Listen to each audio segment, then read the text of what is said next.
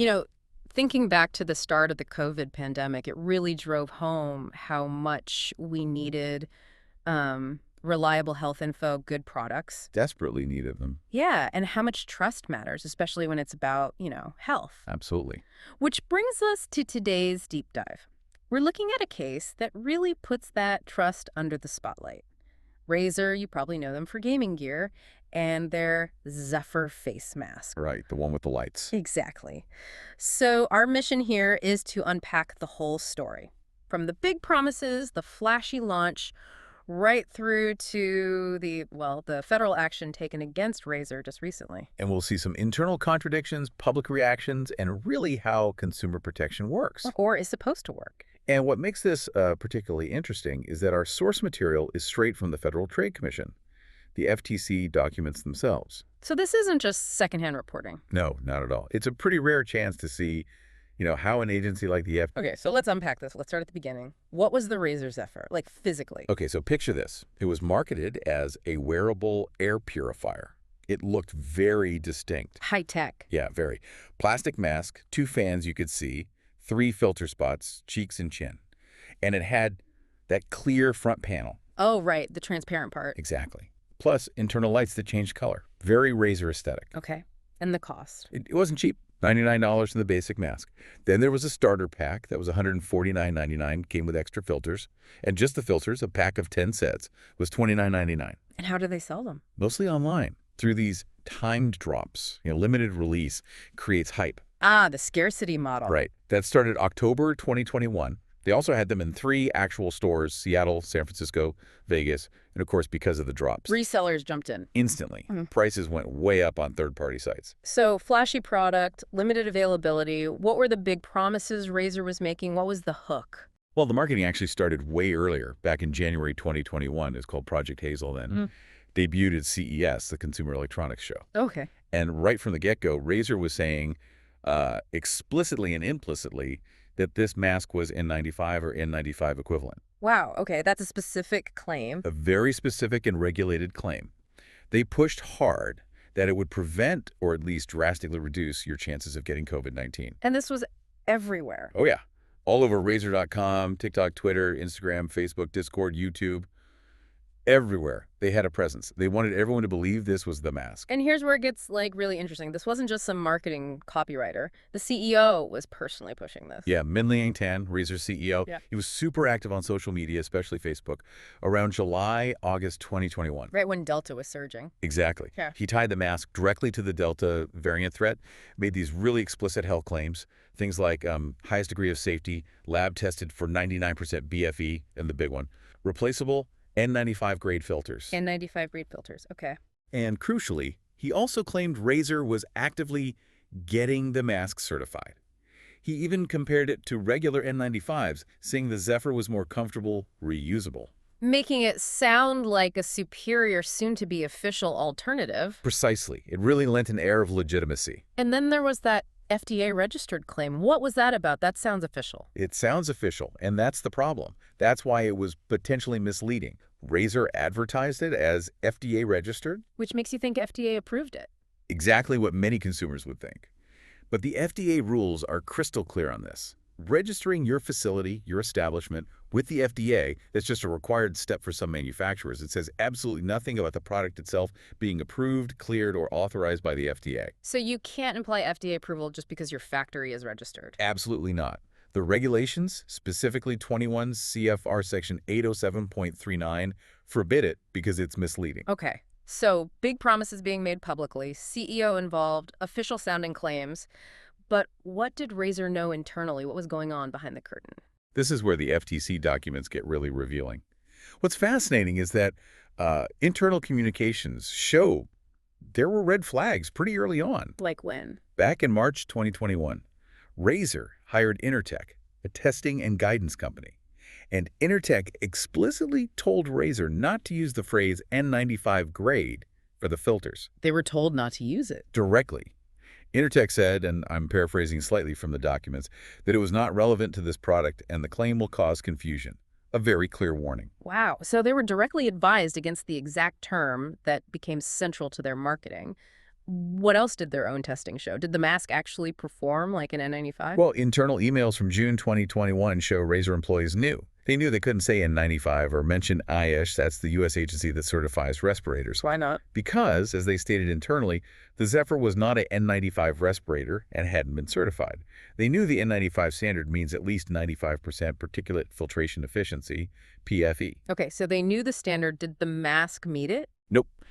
Intertek tested the assembled Zephyr prototypes, the whole mask, not just the filter material, between July and September 2021. And they consistently failed to hit that 95% PFE mark. Consistently failed. What were the results? The best they ever got was 83.2% filtration with the fans off and 86.3% with the fans on. Still well below 95%. There's even an internal email from August 2021 that says point blank, the assembled mask cannot meet at mask level 70+% only. 70-something%. Wow. A long way from 95. A very long way. So internally, they knew the complete device wasn't performing as an N95. So not only did they know it wasn't actually a 95, but it sounds like they actively worked to hide information that would have made this clear. That seems to be the case. Right before the Zephyr launch in September 2021, Razer's Senior Director of Regulatory and Compliance actually ordered the removal of some key disclaimers from the packaging. What kind of disclaimers? Really important ones, like it would have said the Zephyr was not a medical device, respirator, surgical mask, or personal protective equipment, PPE, and critically not FDA approved.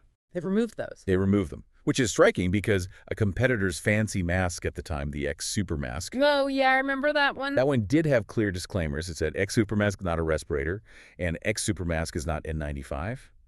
So Razer made a conscious choice to omit similar clarifications. That's quite a contrast. Knowing it wasn't N95, being told not to use the term, removing disclaimers, and yet still marketing it that way. So what happened when the public started to piece this together? Well, a really key moment was November 1st, 2021. A tech reviewer, Naomi Wu, published a YouTube video. I remember her work, yeah. Her video was titled, "The Razer Zephyr is Useless, but it has potential?" And she just laid it out. Called out the N95-grade filters phrasing as deceptive marketing.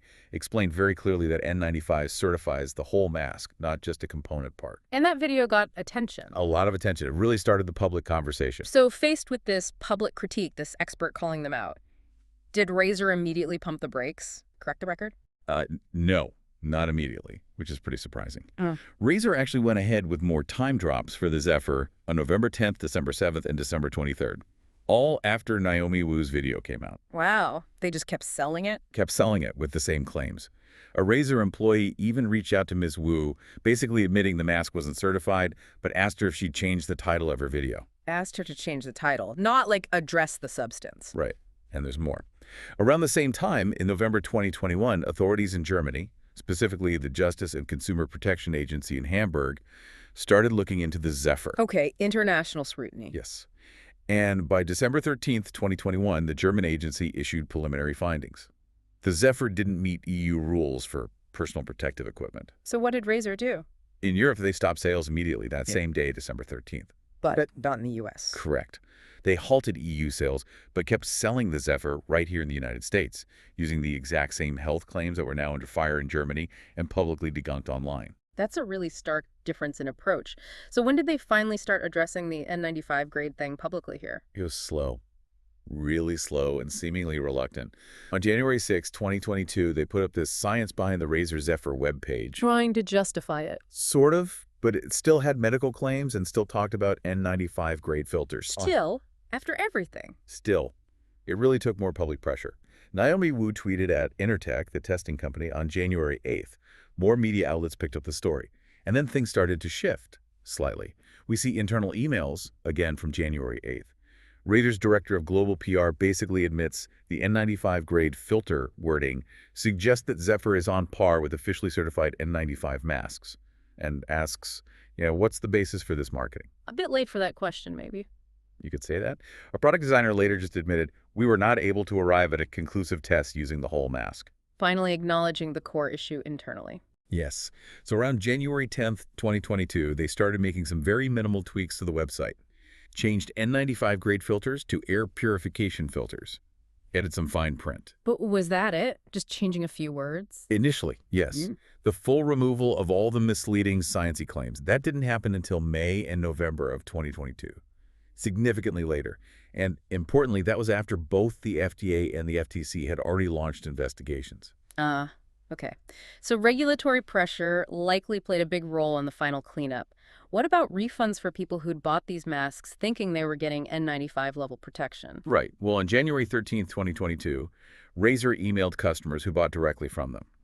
The email clarified that, okay, the filters were tested for certain efficiency levels, but, quote, the wearable by itself is not a medical device nor certified as an N95 mask. Did they offer refunds in that email? No. The statement didn't acknowledge the lack of whole mask proof, and crucially, it didn't offer refunds. But did they have any refund policy for this? Razer claims they put one in place around January 9th, 2022, but they didn't really advertise it. And many customers reported being denied refunds anyway, Why? based on Razer's standard return policy. Outside the 14-day return window, or if the box was open or the mask was used, which for a mask bought months earlier. Pretty much guaranteed denial for most people. Exactly. The FTC documents state that, in the end, Razer directly refunded less than 6% of the money they made from Zephyr sales in the U.S. Less than 6%. Wow. A tiny fraction. And this really isn't just about, a gadget not working as advertised. We're talking about people buying this specifically for health reasons during a pandemic. Absolutely. That's what makes this so serious. The FTC documents highlight this. Beta testers, people writing to customer service. They explicitly said they were relying on the Zephyr for COVID protection. What kinds of people? All sorts, including people at higher risk. There was a beta tester with COPD, healthcare workers looking for a more comfortable option, parents trying to protect high-risk kids. They trusted the N95 claims. That's heartbreaking. They thought they were buying safety. They did. It really shows the real-world harm deceptive marketing can cause, especially in a public health crisis. So, connecting all these dots, the misleading claims, the internal knowledge, the slow response, the impact on consumers, this is where the government steps in. What did the FTC actually do? Right, the Federal Trade Commission. Their job is consumer protection. They alleged Razer broke the law in a few ways. First, Section 5A of the FTC Act, that's the general rule against deceptive business practices. Okay. Second, Section 12, which specifically prohibits false ads for things like food, drugs, devices, which the Zephyr arguably was marketed as. A device for health protection. Exactly. And crucially, they also cited the COVID-19 Consumer Protection Act, the CCPA. That was the law passed specifically for the pandemic. Yes, enacted December 2020. It basically made it illegal to use deceptive practices related to treating, curing, preventing, or mitigating COVID-19. The Zephyr case was like a textbook example of what the CCPA was designed to stop. So the FTC brought these charges. What was the final outcome? What did Razer have to do? In April 2024, the FTC announced a settlement with Razer, a proposed stipulated order. Meaning Razer agreed to it. Yes, they agreed to settle. And the terms are significant. Razer has to pay over $1.1 million total. Okay, break that down. So $1,071,254.03. That specific amount represents the total revenue Razer made selling the Zephyr masks in the U.S. And that money is earmarked specifically for consumer refunds. Full refunds. Full refunds. Plus, on top of that, they have to pay a $100,000 civil penalty. So after all the denials and the less than 6% refund rate earlier, are consumers actually getting their money back now? Yes, finally. As of January 13th, 2025, just recently, the FTC is actively sending out that $1 million plus in full refunds. To everyone who bought one. To the 6,764 consumers they identified who purchased the Zephyr, Yeah. they're getting either checks in the mail, which have to be cashed within 90 days, or PayPal payments, which need to be redeemed in 30 days. That's good news for those consumers, finally. It really is. It took a while, but the FTC process is designed to get that money back to the people who were harmed. And beyond the money, what else does the settlement do? Does it change how Razer operates going forward? Yes, and this part is arguably just as important. The settlement includes permanent injunctions. Basically, strict rules Razer has to follow forever. Like what? They are now completely banned from making any COVID-related health claims about any product unless they get prior FDA approval first. Full stop. Okay, that's huge. It is. And more broadly, they're banned from making any unsubstantiated health claims about any protective gear or services unless they have competent and reliable scientific evidence, a high bar to back it up. So no more iffy health marketing. Hopefully not. They're also forbidden from misrepresenting affiliations with the government or claiming certifications they don't actually have, like the N95 issue. So this really reinforces the rules of the road for health-related marketing. Absolutely. It underlines the FTC's core mission. Protect consumers, ensure fair competition, and hold companies accountable when they cross the line, especially when health is involved. It sends a strong signal. This whole deep dive into the Razer Zephyr story, it really highlights how vital transparency and honesty are, especially with product claims, and doubly so when public health is on the line. Definitely. It's a stark reminder that things like N95 aren't just marketing buzzwords. There's specific regulated standards for whole products, not just bits and pieces. Right. And it shows that agencies like the FTC are watching and will take action, even if it takes time. Companies can't just assume they can get away with breaking consumer trust. And maybe for you listening right now, this whole story raises a question. We're just bombarded with product claims constantly, especially online. So how do you stay sharp? How do you check health claims, cut through the hype, and make sure you're making informed choices? It's a constant challenge. It really is.